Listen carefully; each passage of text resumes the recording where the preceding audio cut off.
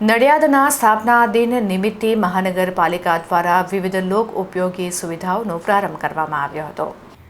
નડિયાદ નગરના 159માં સ્થાપના દિવસ નિમિત્તે શહેરમાં વિવિધ લોક ઉપયોગી સુવિધાઓનો પ્રારંભ કરવામાં આવ્યો હતો.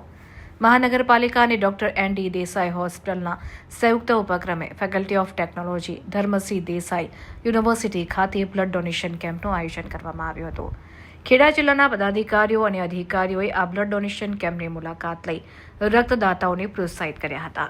Municipal commissioner G.H. સોલંકી સહિત મહાનગરપાલિકાના સ્ટાફ અને જિલ્લા વહીવટીતંત્રના અધિકારીઓ કર્મચારીઓ દ્વારા પણ રક્તદાન કરી સમાજમાં રક્તદાન અંગે જાગૃતિનો સંદેશો આપવામાં આવ્યો હતો.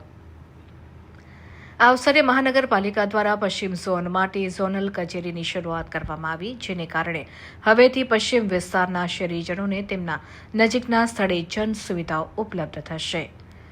નડિયાદ ધારાસભ્ય પંકજભાઈ દેસાઈએ જણાવ્યું હતું કે નડિયાદ મહાનગરપાલિકા બન્યા પછી પ્રથમવાર પશ્ચિમ વિસ્તારમાં ઝોનલ ઓફિસ કાર્યરત કરવામાં આવી છે અને જેમાં શહેરનું મોટું ફાયર બ્રિગેડ સ્ટેશન બનાવવામાં આવ્યું છે, જેનો લાભ નડિયાદ સહિત સમગ્ર જિલ્લાવાસીઓને મળશે. તો જિલ્લા કલેક્ટર અમિત પ્રકાશ યાદવે દેશ વિદેશમાં વસતા તમામ નડિયાદવાસીઓને નડિયાદ દિનની શુભકામનાઓ આપી હતી અને શહેરને સુંદર, હરિયાળું અને સ્વચ્છ બનાવવા માટે જરૂરી સહયોગની અપીલ કરી હતી.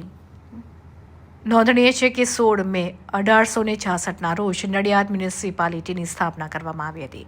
કાર્યક્રમમાં ખેડા સાંસદ દેવુસિંહ ચૌહાણ, નડિયાદ ધારાસભ્ય પંકજ દેસાઈ, જિલ્લા collector Amit Prakash Yadav, municipal commissioner G.H. Solanki, additional collector Sangeeta Raiyani, deputy commissioner Mahendra Desai, deputy commissioner Rudresh Hudad સહિત મહાનગરપાલિકાનો સ્ટાફ ઉપસ્થિત રહ્યો હતો.